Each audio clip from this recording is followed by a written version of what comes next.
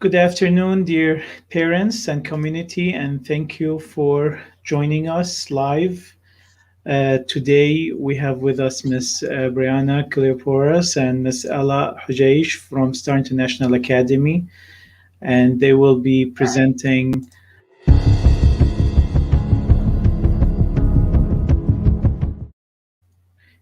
a very important topic about understanding burnout and فهم الإرهاق في الأوقات الصعبة in uncertain times. Before we start the presentation, I'm happy to let all of our students and parents know, as you have probably been notified via the different channels of the schools, that starting on Monday, May 3rd, which is this upcoming Monday, all HES Academies will be welcoming back students for in-person learning. Those who have selected the in-person option for their children will be allowed into the building. All CDC and state safety guidelines for in-person learning must be followed by all students while in the building. Students who opted out of in-person will still need to attend all their live sessions as normal via online. I'd like to also remind all the chess club members of all HES Academies that today will be the spring tournament. So please make sure that you join chesskid.com at 3:45 p.m. and join the tournament, which will start sharp at 4 p.m. You have to be on before 4 p.m. Otherwise, you cannot join after 4 p.m. the tournament. So good luck, and we'll see you in the tournament. I would like to also announce that Universal Academy Student Government is organizing a fundraising, Clothes for Yemen. They are collecting new or like new items, jackets, pants, abayas, hijabs, dress shirts, baby clothes. For socks, undergarments, they have to be new. Shoes, please tie them to pair, and they also accept blankets. Please make sure that they're clean, folded, placed neatly in a package or a bag, and submitted between 10:30 a.m. and 12:30 p.m. on Thursdays at Universal Academy parking lot in the designated boxes. Please do not bring them after 12:30 p.m. because they will be picked up at 12:30 p.m. Anything that is left over afterwards will probably go to trash, so we hate to see them being wasted. If you do not make it by 12:30 p.m., then just hold on to them till next Thursday. We'll probably be running it for a few Thursdays from now till the end of the school year. With that, that's the end of my announcements. And without further ado, I'd like to present to you the great social workers of Star International Academy with this important presentation. Thank you. All right, awesome. Thank you for joining us this afternoon. I'm Ms. Briana Kelepouris. I'm the high school social worker at Star International Academy. And I'm Ms. Alaa Hojeij. I am the elementary and middle school social worker at Star International Academy. And today we're going to be bringing a very important topic to you guys, understanding burnout in uncertain times. So we're talking about the pandemic, right? And how we are feeling emotionally, physically, and how these uncertain times have been kind of almost a barrier to our overall health. And we want to talk about self-care for parents and for their families. All right. So with further ado, today we're going to cover looking at the impacts of parent and guardian, and children well-being. We're going to understand the difference between stress and burnout. We're going to listen and think of strategies used to help prevent burnout. And we're also going to think about how we can receive extra help during these unprecedented times. Further talking about, the pandemic we're dealing with right now. So let's think about how a parent or guardian has been impacted during this pandemic. So since March 2020, 27% of parents reported worsening mental health for themselves, and 14% reported worsening behavioral health for their children. So we're talking about, behavioral health in their children and then mental health in themselves. The proportion of families with moderate or severe food insecurity increased from 6% before March 2020 to 8% after, as well as insurance for children decreased from 63% to 60%, and 24% of parents reported a loss of regular child care. So as we're going down the list, you see job loss, loss of regular child care, moderate, severe food insecurity, change in insurance statuses, also considerable impact of physical and emotional well-being of the parent or guardian themselves. 1 in 10 families, among whom 48% reported loss of the child care, along with 16% reported in insurance status, and 11% reported worsening food security. So overall, the national survey has shown us that this greatly wide pandemic that we're dealing with has impacted us not just physically with our needs being met, but emotionally as well.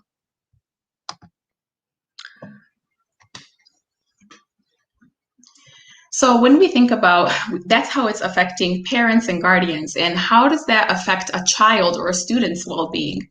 We want to think that there has been significant changes in their routine. This is having to go from physical school to virtual school, physically distancing from family, from their friends, and even from places of worship if that was part of their community. We're also looking at the breaks in continuity of education. A lot of times there might be connectivity issues, there might be technology issues, the learning environment might affect how they can attend education.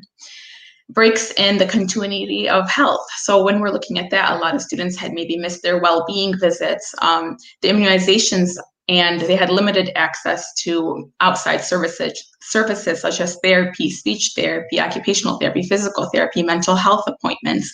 All of this affected children. We also look at missing significant life events. This could be the grief of missing celebrations, birthdays, vacations, or any milestone that a student had, graduation. We really want to look at the amount of grief that the student missed in celebrating. And then we look at the loss of security and safety. So we kind of talked about that housing and food insecurity that happened. Increased exposure to online things that could be exposing them to violence or harm online. And the threat of physical illness, being scared of the pandemic and the virus in itself when it's all around them, as well as uncertainty for their future, not knowing what their future might look like. If it's an older student, not knowing what college might look like, not feeling secure in those choices. All right, so when we look at currently what a parent or guardian of the student or of their child, what they carry, we're looking at provide an at-home school environment. Now parents are required to provide an at-home school environment. They're used to their child going off to school, and now they kind of have their responsibility of providing that school environment for their child. Some parents may even be working from home on top of that, as well as, keeping up with everyday duties, laundry, cleaning, caring for their families, as well as help children attend online schooling. So that ties into the at-home school environment. They're responsible for their child now attending their classes, making sure they're transitioning online well within classes, as well as maintain a healthy balance of physical and emotional well-being within themselves. So that's just, taking care of themselves, as well as reduce emotional distress in their children. So now they have to deal with the stress that the pandemic has brought on their children as well as within themselves. So when we look at this as a whole, their responsibilities during a crisis, this is a lot. It really is a lot, right? This is a lot what a parent is currently carrying, and it's overwhelming.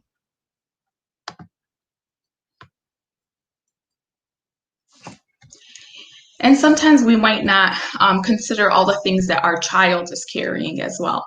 And when we look at what is a child carrying, or what are the responsibilities that my child might have during a crisis, a lot of the children they were forced into independent learning. How are they going to independently do this by themselves? Because so much of their time is doing things by themselves, the academic stress. A lot of the children also have the responsibility of completing their household chores, as well as completing their homework, and that boundary line is blurred between school and home. They are responsible for managing their routine, planning for their future.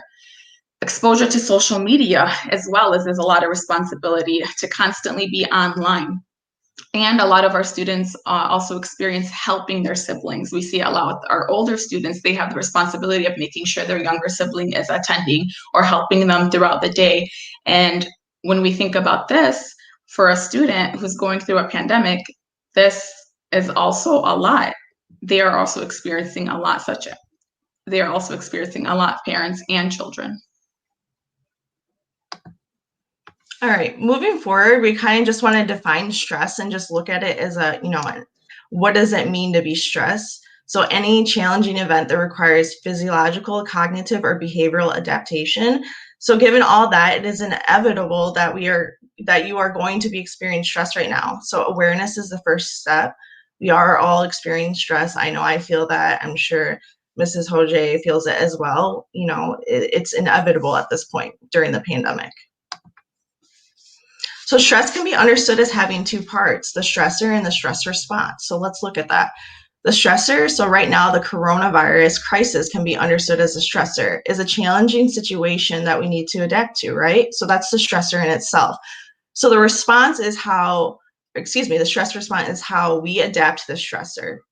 So behaviorally, we might be checking our phone, our email, the news, kind of keep up with updates on the coronavirus, as well as, just keeping updates with our own work, personal duties as our child duties, right? School closures, coming back to school, staying online, whatever the case may be.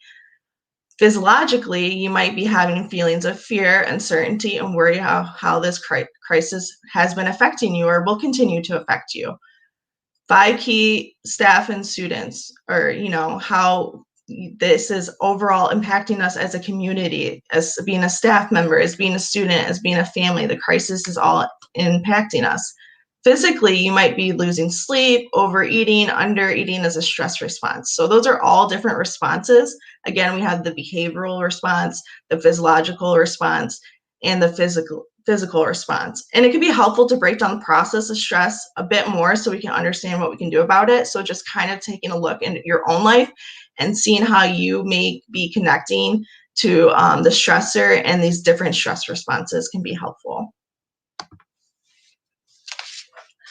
As well as when we look at traumatic stress versus burnout, okay? So now we define stress as a whole. Now we're gonna kind of go down the ladder a little bit and look at traumatic stress and burnout, which are all categories of stress. So traumatic stress is a state of emotional dullness likely to come soon after an event or circumstances occur. So we're talking about like a car accident.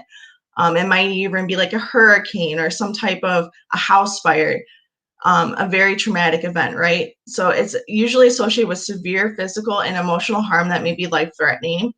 This may be experienced secondarily, vicariously through exposure, secondary traumatic stress. That's also something that is experienced as well. So even though you may be experiencing traumatic stress does not necessarily mean that you develop mental illness, but it can be related to acute stress disorder, PTSD, which is also a stress disorder, sleep disorders, substance abuse disorder. So that's traumatic stress in a nutshell. Also, burnout is a state of chronic stress. So this is something that builds up over time. This is not likely due to a life-threatening event, right? So this is something that is consistently burnt out or built up over time. So this could be related to work, working long hours, taking on exceedingly heavy workloads, and putting constant pressure on yourself to excel. It could be, part of a company, job culture, and, this is what burnout is in a nutshell. So experiencing burnout does not necessarily mean that you develop mental illness, but it can be related to depression, anxiety, sleep disorders, and substance abuse disorders as well. So for right now, you as a whole might be experiencing traumatic stress from the pandemic, and you might be experiencing burnout from your everyday activities that you have been participating in, kind of reliving that same day over and over. The loss of normalcy in life itself has been gone, so that could be a reason for burnout.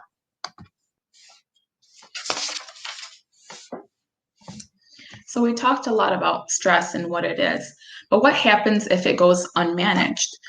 If unmanaged stress can then lead to conditions that not only affect our mental health, but our physical health as well. which then leads to affecting the overall performance of our life. So really, unmanaged stress on top of unmanaged stress over and over again ultimately leads to what we talked about as burnout. So when we think about burnout and what that might look like in us, burnout can look like a lot of different things.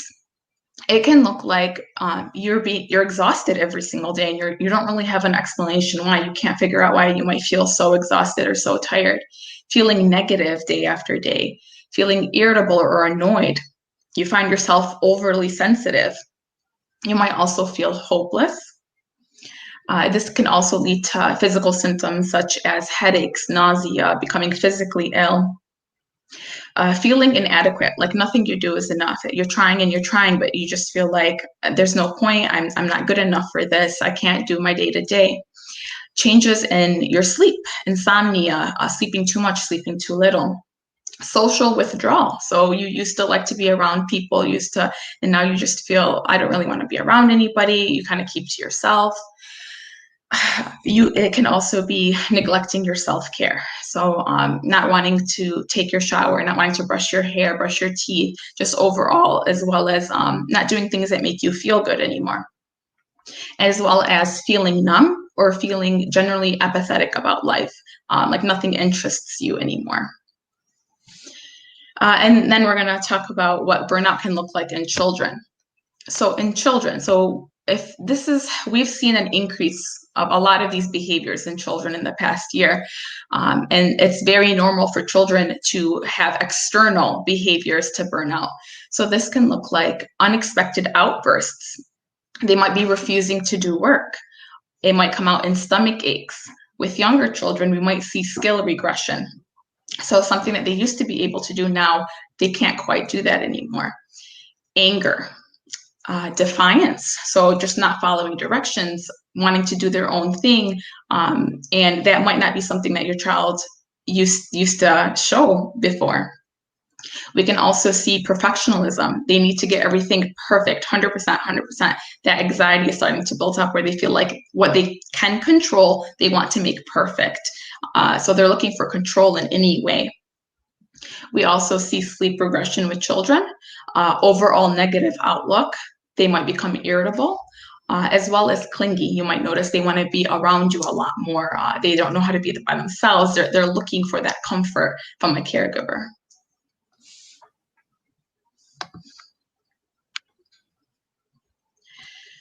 So what are some strategies?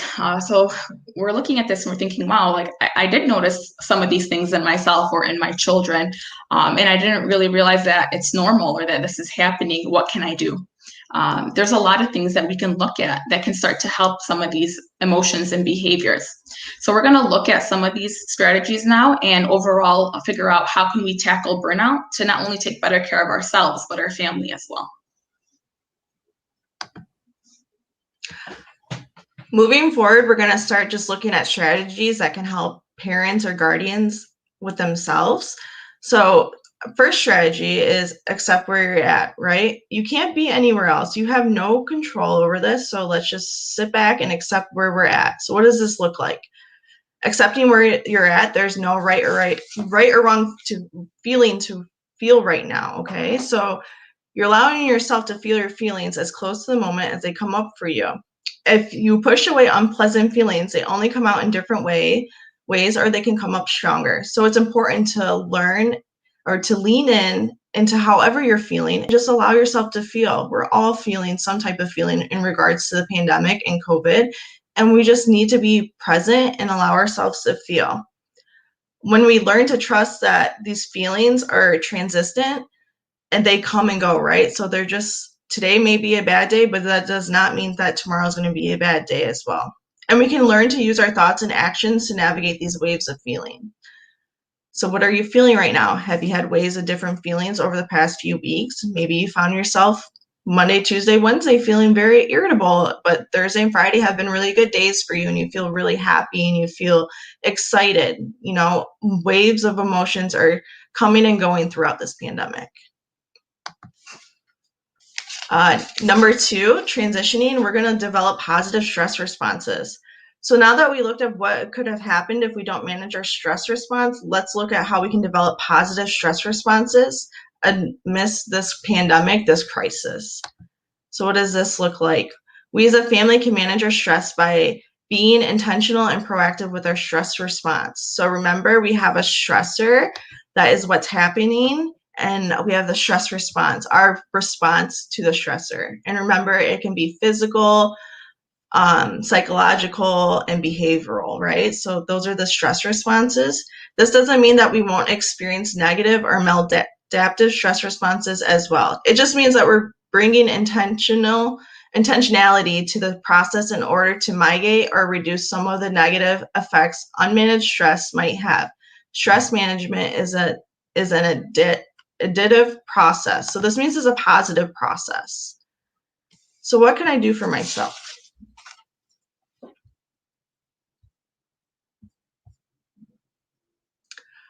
We must create a space to listen to what your body and mind are trying to tell you. This is very important. If you have a headache, that might be a stress response to the stressor. The sooner you listen, the better you'll be able to adapt. Be gentle with yourself. It's okay to have a bad day, right? Don't feel guilty. Don't beat yourself up. Be proactive with self-care. So we have to take care of those physical needs in order to take care of our emotional needs first, right? So we must sleep, we must eat, we must move. Just being in the pattern of the physical.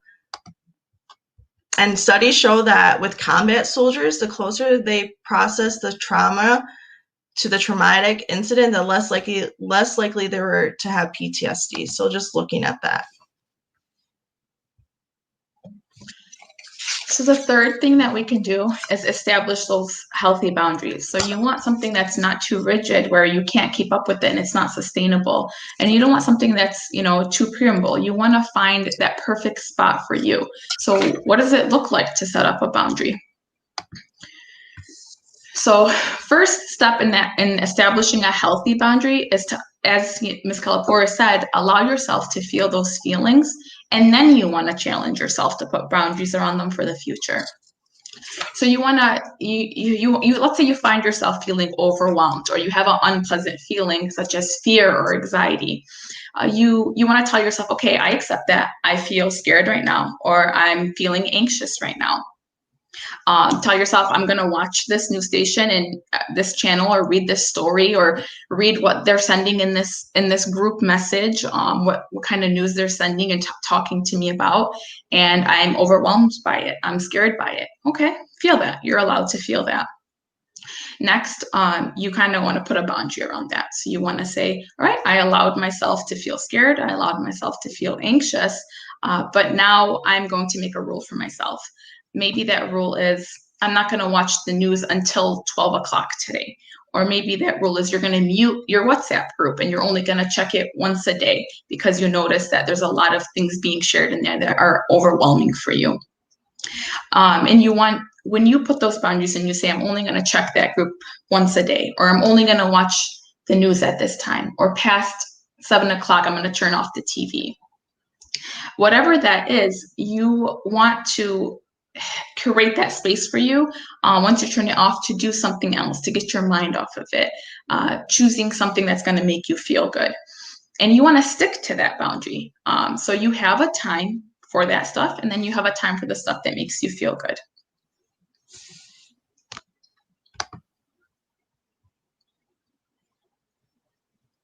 Next, we want to talk about prioritizing the positive. Do what feels good for you. A lot of times we value a lot of things, but we might not prioritize them. So what does that mean? What's an example of that? You might value family time a lot. And so you enjoy spending time with your family. However, you might have such a long day. You have to do work, or you have to cook, and you have to clean, and you have to help with the homework. And there's so many things going on that the end of the day comes and you didn't get to spend time with your family. You don't even get 10 minutes. So what does that mean? That means you value family, but you didn't prioritize it. And that's going to weigh down on you because you're not living your life prioritizing the things that you value and doing things that you like to do. So how can we fix this? It's easy, right? What do you like? Find the things that make you feel good. you can create a list. You can even just bring it out on your phone and you notice, you know what, when I have my coffee in the morning by myself, that makes me feel good. So you're going to write down having coffee by myself. Or you take a warm shower after everybody goes to sleep or before everybody wakes up. That makes you feel good. Watching funny videos on the internet, that might make you feel good. Whatever it is that makes you feel good, explore that and add them to the list whenever you notice it. So now you're being mindful of the things that you like to do and things that you notice make you feel good. And you might want to front load your day with that. So what does that mean? When you wake up in the morning, pick a couple of things from that list. So you're starting off your day in a positive way. So over time, you might start to notice this. A little trick that I have, if you really feel like there's no time in the day, set your alarm for about 10 or 15 minutes earlier than you know what everybody in the house is going to wake up. Before everybody else wakes up, set your alarm a little bit earlier, and you'll have those 10 minutes to do whatever it is that makes you feel good. And if you're ever feeling down, look at that list that you wrote on your phone. You're like, you know, I'm just going to pick something off this list that I can do quickly.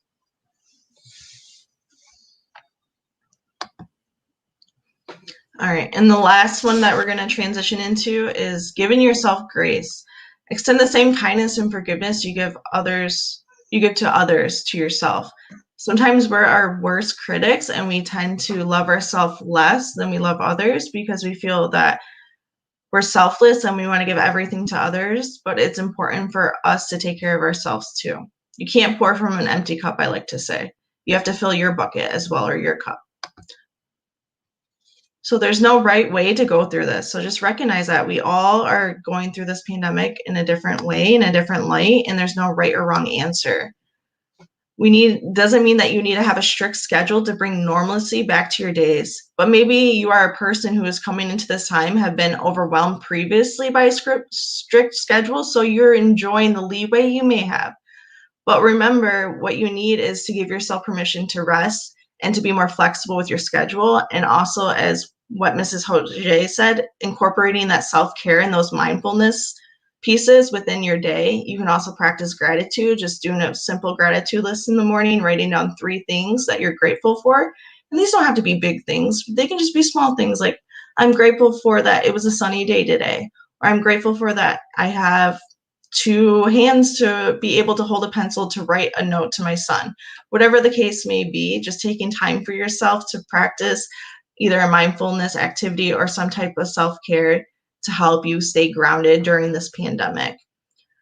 Also, give yourself space to make mistakes and stumble during this time. Everyone's making mistakes. It's okay. Despite what you may be seeing on social media, on the media in general, this is not a contest to see who can be the best quarantine person. This is real life, and we're all being impacted in tremendous and different ways. This is a time to be gentle with ourselves, to allow ourselves space and time and forgiveness. This is not a marathon. Let's think about that. This is not a marathon, not a sprint. Or excuse me, this is a marathon, not a sprint. So we don't know when this is ending, but we can do our best job to cope with the unprecedented times that have been presented to us. So remind yourself that we're all just trying to do the best we can with the resources we have. Also, we can strive to be centered. So what does this look like? We have a little emotional timeline here. So we have hyperarousal, and we have, the centered. In resilience, he seems a little happy, and then we have hyperarousal, which he seems a little angry. So we can see our reactions to the crisis on the spectrum. On one end, the hyperarousal, which is being numb to ourselves and what's going on. So maybe you're not showing very many emotions. Maybe you're just kind of pacing through your days with just nothing left to give. And then on the other end, the hyperarousal, we might be feeling extremely overwhelmed in a number of areas. We might be angry, we might be experiencing anxiety, hyper alerted, that kind of fight or flight system. We kind of feel our heartbeat jumping out of our chest a lot throughout the day. Ideally, we can take the middle road during the situation by practicing everything we talked about. Accepting our feelings, establishing boundaries, prioritizing the positive, and giving ourselves grace are all actions that help us cultivate resiliency needed to avoid extremes during this time. So taking those moments that we just talked about and incorporating in your life can help you strive to be centered.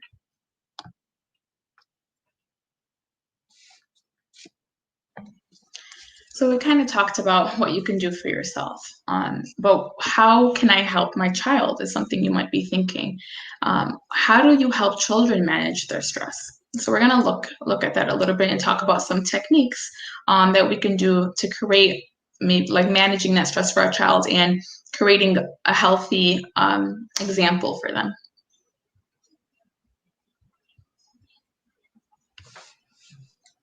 So first thing that is important is establishing and enforcing a daily routine. That predictability is comforting for children. It gives them comfort to know that it's predictable, that there's a routine. It helps them manage time, and it helps them stay on track, which can reduce stress. A tip that I like to give a lot of parents is to create a visual schedule for your child. Something large, something maybe with colors. It helps them to be able to track it and cross things off or just look at it. Place it somewhere that they can see it, whether that's in the kitchen or in their bedroom or in their workspace, somewhere large and they could just look up and see what time it is or next. It's really important to make it part of their norm. The more they see it, the more normal it becomes and easier to follow. Another tip that I like to give is to keep those work sessions short. When we don't move, when we don't get out, when we don't do things, it gets hard to focus. We experience some of that brain fog. We might be more distracted. We might have trouble finishing things. So break up schoolwork into 20 and 30-minute chunks. And also include brain breaks. Put those in there, 5-minute breaks, and include choices for your child here. It could be maybe they get to pick what they want for a snack, or maybe they get to go outside, message a friend. They can choose what game to play for 5 minutes. Give them choices here, some control in this part of the break. Also explain to your child that, you know what, we have break time and then we have work sessions. And since you have a break time during our work session, this is work time. It's important to give it their all during those 20 or 30 minutes. We want to keep our child moving. We're staying home now more than ever, as we kind of mentioned. And if we don't get out, if we don't get moving, we're going to be more stressed out. Movement helps release stress. And it affects the ability to focus. So that's why we got to look at how to incorporate these things into the day. So we also want to set expectations and boundaries for our child, but we want to let them off the hook sometimes. So how do we find balance in that? How do we stick to our schedule and stick to our boundary and our expectations, but be lenient? So we want to look at, what if it was an extremely hard week that week? What if someone they know was impacted by a sickness or something at school had happened? You can let your child maybe have a light cleanup that week, right? So maybe instead of doing a full cleanup of their room, they get to do a light one this week. Or maybe they can trade a chore with a sibling. They had a more stressful week, so they tell their sibling, have your sibling take on that chore and they'll pay it back next week, or they'll do their chore for them at another time.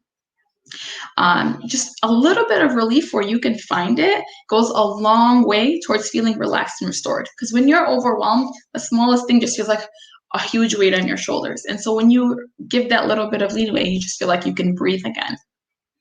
And we want kids to learn from us, right? And this is teaching your child that it's okay for people to give themselves a break sometimes. We don't have to be on all the time.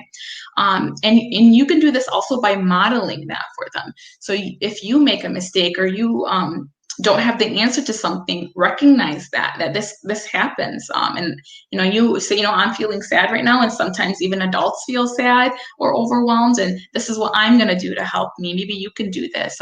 They learn from watching us. As well as labeling emotions. So sometimes you just want to let your kid know that you understand. You'll just say, you know what, that sounds frustrating. That sounds really, really frustrating, or I would be annoyed by that too, and help them process what they're feeling so they understand that, you know what, they're not being dismissed. I kind of saw a great example the other day where it's like a pilot is on the plane and there's turbulence and you're feeling really scared that there's turbulence, and the pilot says, Oh, it's fine, fine. We're all good. Nothing's happening. And then you might be thinking, wait, does he know that there's turbulence right now? Maybe he doesn't know because I'm feeling really scared. Just telling you it's fine, it's fine. Or maybe you feel the turbulence and then the pilot says, everybody be really careful. I'm trying to get this control. There's a lot going on. You might start to feel anxious or like he thinks he can't handle this. There's too much going on. Whereas if you feel the turbulence and the pilot says, excuse me, we're feeling turbulence right now. I'm going to handle it, and we might feel it for the next 2 minutes. I know you might be scared, but we're going to get it under control. And you're kind of like, oh, okay, I do feel scared because he does know there's turbulence going on. He feels scared, but he knows how to handle this. So we kind of want to think about that when our child is experiencing a really strong emotion. Validate that, say, I know you're feeling this way, and then say, but here's what we can do to feel better, or here's how we can change that, or it might last this long, and here's what we're going to do. And lastly, do fun things together, right? We want to build those relationships between you and your child. Try to spend time with each other that doesn't involve the extra work. It can help you both to relax, it can help you both to bond, and it sets that example for self-care. So, mom and dad or whoever's in the child's life is taking time to do something fun. I never see them play a game or do something fun, so you're setting that example, taking time for yourself. You can do family game nights, maybe even just once a week, where everybody gets to take a turn picking the game. Maybe they want to do an at-home scavenger hunt, or maybe they want to do a puzzle, or maybe you sit down and play Xbox with your child and show them that you want to see what's so fun about it. Do something that you're both going to have fun together with.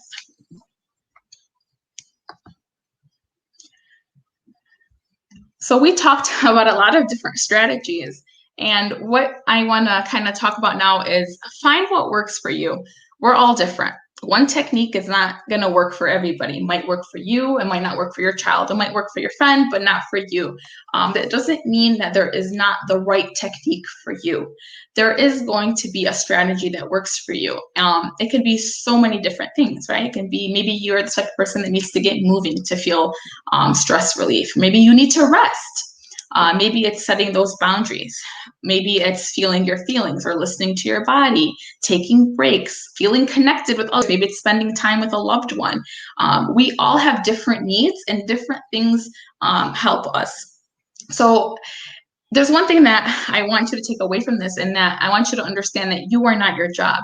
Whatever, if it's your job or if it's your stay-at-home mom or whether you work outside of the home, whatever your job is, you are not your job and your responsibilities. You're your own person. Whatever it is it's going to be there when you get back. If you take a 5-minute break, it's going to be there when you get back. If everybody's safe and you're safe, whatever it is can wait until you have time to kind of take a breath and come back. And I want you to take care of you and repeat it to yourself. Say, I don't have time to finish. If you say, I don't have time to finish this because I have to do this, and this, and this, it's going to be there when you get back. So remember that. Tell yourself, it's going to be there when I get back. I'm going to take this time to refresh, take care of myself, and then do what I need to do. And try different things, practice a couple different ones, find out what makes you feel good, kind of like that list that we talked about. Don't give up on that. And some days are harder than others. It's not an exponential graph. It doesn't just go up, because some days you're going to find yourself going down. You might feel like, I'm not making progress, or I felt really down today. That's okay. It's going to go down, then up, down, and up. And we just want to see overall that you're making some of that progress. So after you've kind of weighed out the options and practiced some different self-care tips, and you're incorporating those boundaries, you're caring for yourself, and you're also caring for your child, but sometimes it's not enough, and that's okay, right? We're only one person. We can only take care of so much, so sometimes we need a little extra help. Oops.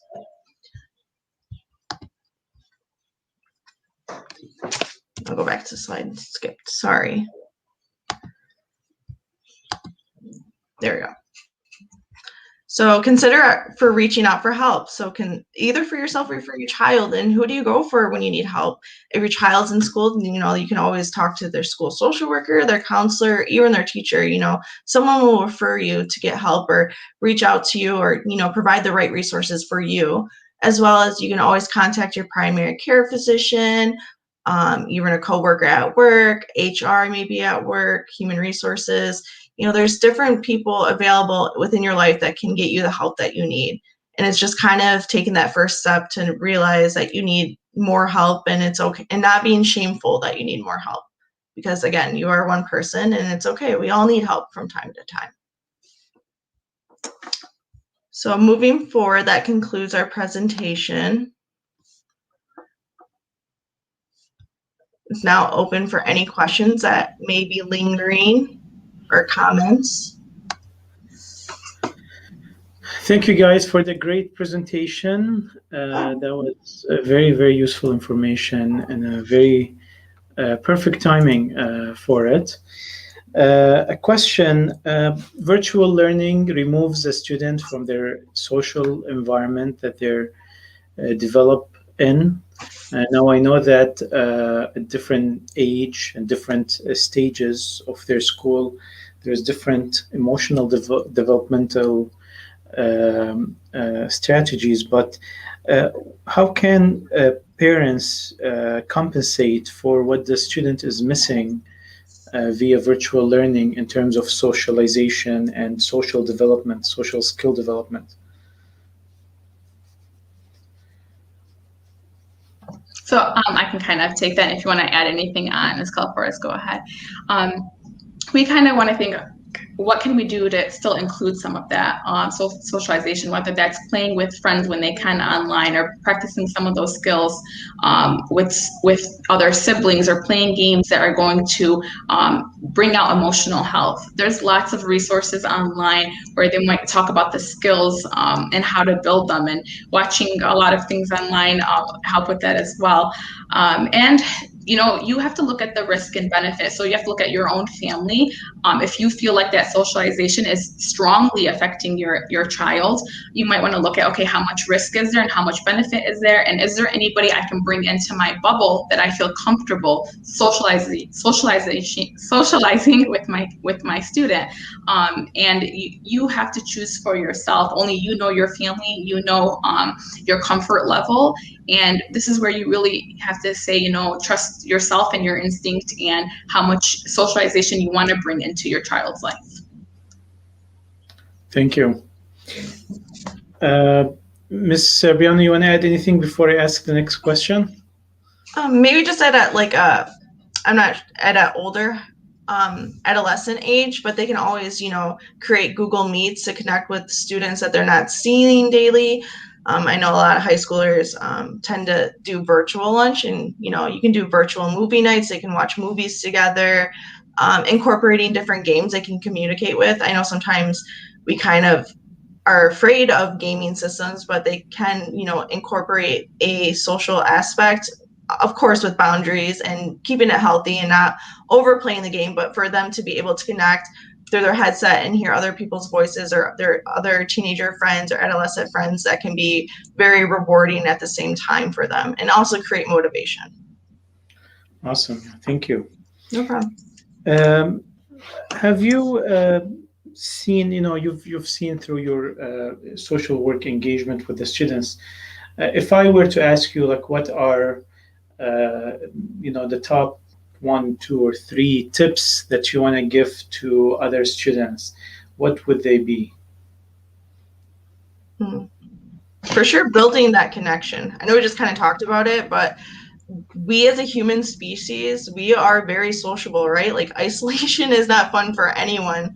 And I know sometimes people, even introverted people that prefer to be alone at times, they are still struggling with that lack of socialization. So just keeping in mind whether it's even just getting out in the community and observing people interacting, like what Ms. Hojeij said, the risk and benefit of your own bubble. But even if you can just get out and connect, with nature, like a hike maybe, and you just pass other people on the trail and you wave hi, that's connection in itself. That's community connection, right? So not being afraid to leave the house per se, but building more connection in different ways that, you know, you don't have to put yourself at risk for exposure, because there's safe ways to do it.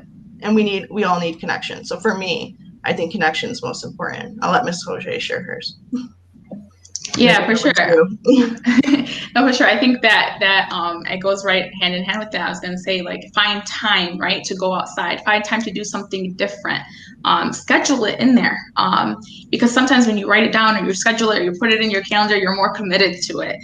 We see a lot of times kids just get so stuck in this routine, and then they might want to we see like the two extremes where they don't even open up their laptop, they don't want to do anything, they don't want to try anymore, or they're just so involved, like, how many meets can I join? How many different things can I find online?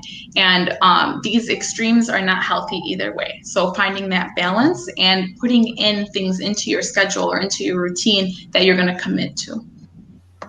And then, of course, number two, balance.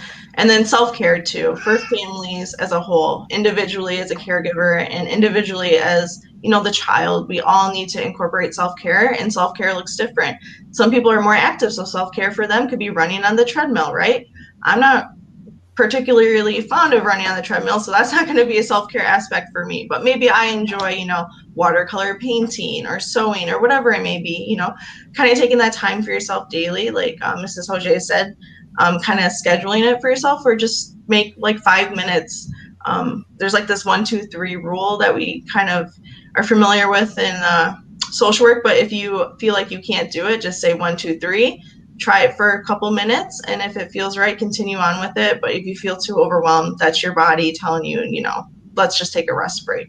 But whatever self-care looks for you, just be practicing that, and just remember to be kind to yourself as well. Thank you. I think with that, we've come to an end of our broadcast time. I'd like to remind whoever is still with us, or whoever is going to watch this later again, that today is April 30, 2021. It's Friday. On Monday, May 3rd, those who have signed up, students who have signed up for in-school learning, they are welcome back to school.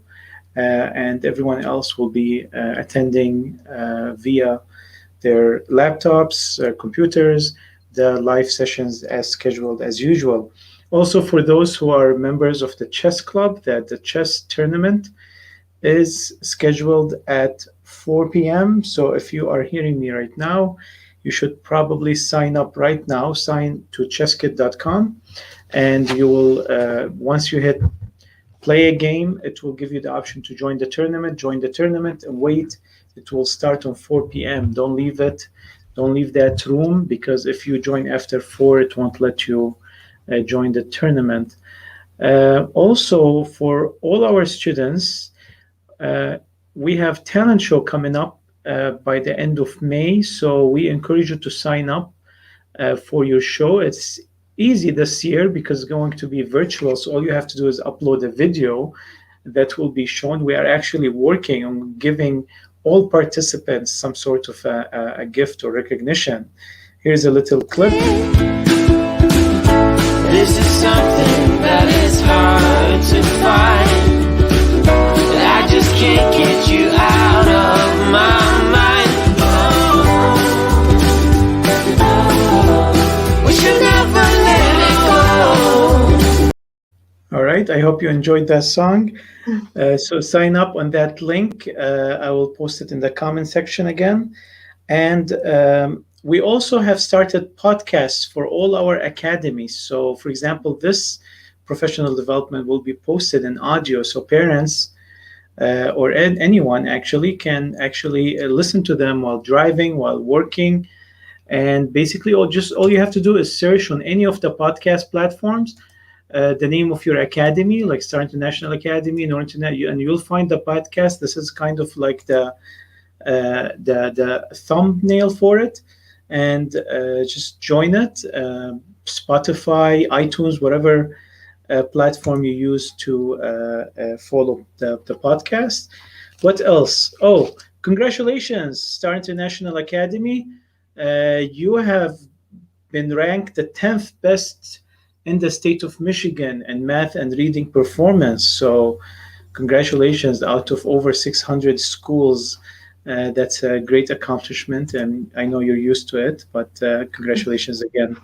So a reminder again, UA student government is running Close for Yemen fundraising every Thursday, 10:30 to 12:30 p.m. in the parking lot.